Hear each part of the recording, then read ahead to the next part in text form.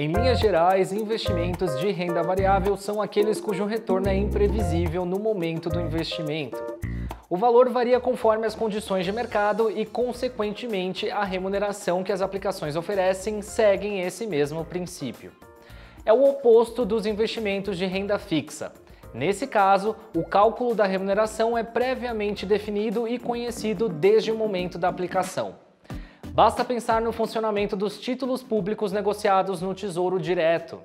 Ao comprar um título de inflação, o investidor sabe desde o início que receberá uma taxa de juros anual mais a variação do IPCA, que é o Índice de Preços ao Consumidor Amplo, ao longo dos anos. Na renda variável não é possível ter esse nível de certeza e quem compra a ação de uma empresa sabe que ela embolsará a valorização do papel no decorrer do tempo, mas quanto será essa valorização é impossível de saber de antemão. Não dá para garantir nem que haverá ganhos porque os papéis podem desvalorizar no período. Quem compra um título de renda fixa empresta dinheiro para alguém, sejam empresas ou governos, em troca de juros. Já quem aplica em papéis de renda variável, em alguma medida, entra no capital do emissor, direta ou indiretamente. É o que acontece com quem compra a ação de uma empresa. Sua expectativa é de que a companhia apresente bons resultados e cresça, porque é isso que vai fazer o valor da ação aumentar. Existem diversos produtos disponíveis para investir em renda variável, dos quais alguns são mais simples e outros são mais sofisticados. Cada um deles tem características próprias de risco e liquidez. Por isso, a escolha do mais adequado para cada investidor depende de uma avaliação prévia e criteriosa. A lista inclui ações, fundos imobiliários, fundos de índices chamados de ETFs e as opções, que são aqueles papéis que te dão o direito de comprar ou vender ações. Tem também os fundos cambiais, ou os contratos ou mini-contratos futuros de dólar, assim como os demais contratos futuros negociados na bolsa. É possível investir em renda variável ainda através dos fundos de investimento que compram ações ou BDRs, que são aqueles recibos de ações de empresas estrangeiras negociados na Bolsa Brasileira. A principal vantagem de investir em renda variável é a possibilidade de obter um retorno maior do que o da renda fixa. Já a contrapartida é o risco, que é muito maior. Na renda variável não existe qualquer tipo de garantia de que o melhor cenário acontecerá, ao passo que na renda fixa as condições de remuneração são claramente estabelecidas desde o início. Os mercados de renda variável também oscilam bastante. É só pensar na bolsa de valores. Um dia o Ibovespa sobe e no outro ele cai. É assim o tempo inteiro, então é preciso ter sangue frio para lidar com a instabilidade constante do mercado. Outra vantagem é a variedade enorme de ativos no mercado de renda variável. Assim é possível investir em produtos e segmentos que atendam especificamente os objetivos de cada investidor. Se você acredita que as empresas de varejo se sairão bem em determinado período, consegue comprar ações de varejistas com facilidade. É preciso tomar alguns cuidados para investir no mercado de renda variável. E o primeiro deles é conhecer. Você tem que saber exatamente como funciona o produto de investimento que você está comprando e quais são os seus riscos. Como a renda variável é uma opção de investimento mais arriscada, você nunca deve colocar a maior parte das suas aplicações nela. O percentual vai depender do seu perfil de investidor, do seu objetivo e do seu prazo. Mas como a chance de você perder tudo o que aplicou existe, então coloque na renda variável apenas aquele dinheiro que você não precisa agora e não vai precisar no curto e no médio prazos. Também não precisa ter medo de investir na renda variável porque o ambiente da bolsa, a B3, é seguro. A principal função da B3 é organizar, manter e controlar e garantir os sistemas apropriados para a realização de negócios. Para assegurar a confiabilidade, foi estabelecida uma série de regras sobre a transparência na divulgação de informações e segurança na compensação e liquidação dos negócios. Além da autorregulação feita pela própria B3, existe a atuação da Comissão de Valores Mobiliários, a CVM. Ela é a autarquia do governo federal responsável por regulamentar, fiscalizar, julgar e punir os agentes de mercado quando as regras não são seguidas.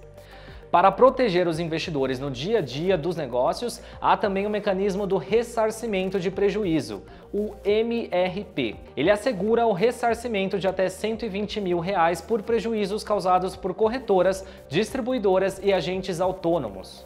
O MRP pode ser acionado quando se registra uma perda por ação desses participantes, como a execução incorreta de uma ordem de compra ou venda de ação por parte do investidor ou o uso de recursos do investidor em operações que não são solicitadas ou até a quebra da corretora. Esse mecanismo é vinculado a B3 e só pode ser acionado se a falha ocorrer no âmbito dos mercados administrados pela Bolsa. Mas lembrando que o MRP só pode ser acionado se houver falha ou erro, seja da corretora ou das distribuidoras e agentes autônomos. Não significa que os investidores estarão isentos da possibilidade de perda nas suas aplicações devido aos movimentos naturais do mercado. Se você comprou a ação e o preço caiu e você precisa vendê-la antes de o preço voltar a subir, vai ficar no prejuízo mesmo. Antes de eu falar sobre como investir em renda variável, você já se inscreveu no canal do Infomoney no YouTube? Se inscreve lá para não perder nenhum vídeo explicativo como esse aqui e ficar por dentro de tudo o que acontece no mundo dos investimentos e do mercado financeiro. Agora sim, vamos falar sobre o investimento em renda variável. É muito difícil estabelecer a melhor hora para fazê-lo. Via de regra, os melhores resultados são obtidos comprando ações quando elas estão desvalorizadas e vendendo as ações mais tarde quando os preços tiverem subido. Vários investidores passam muito tempo tentando descobrir o momento exato em que uma ação está no seu preço mais baixo para então adquirir o papel. Os especialistas, no entanto, não costumam recomendar tanta dedicação a isso. É praticamente impossível saber quando uma ação caiu tudo o que poderia.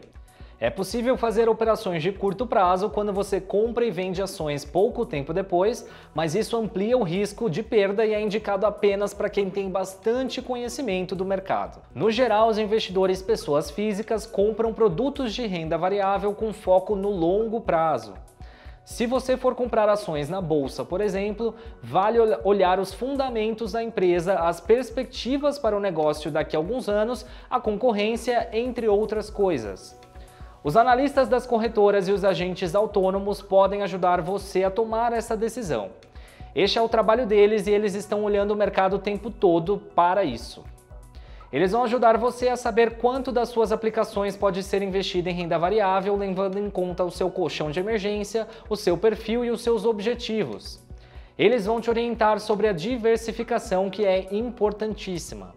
Não adianta colocar todo o seu dinheiro apenas em um único instrumento de renda variável, porque com isso o seu risco seria altíssimo. Já se você dividir o dinheiro comprando vários produtos de renda variável diferentes, você reduz a sua chance de perdas. É possível diversificar, por exemplo, através de fundos multimercados. Aliás, para quem nunca comprou ações, por exemplo, começar a investir através de fundos geralmente é indicado por planejadores financeiros. E sempre vale aquilo que eu falei no começo desse vídeo, que é estude. Conheça o mercado e os produtos de renda variável que você quiser comprar. Só assim você vai conseguir perder o medo e aproveitar as vantagens da renda variável de cabeça tranquila. Agora, quanto custa investir em renda variável? Cada instrumento de renda variável estabelece valores mínimos de investimento. Há fundos de ações, por exemplo, que permitem aplicações iniciais por volta de R$ 500. Para comprar ações diretamente na bolsa, não há propriamente um valor mínimo. Normalmente, os papéis são negociados em lotes padrões de 100. Assim, uma ação que tem um valor unitário de R$ 10 exigirá um investimento de R$ 1.000 para comprar um lote padrão. Mas é possível adquirir ações separadamente no chamado mercado fracionário. As cotações por ação podem ser ligeiramente diferentes por lá, mas você consegue comprar quantas ações você quiser. Embora não seja definido um valor mínimo no mercado de ações, pode ser penoso aplicar valores muito pequenos na bolsa porque eles dificultam a diversificação.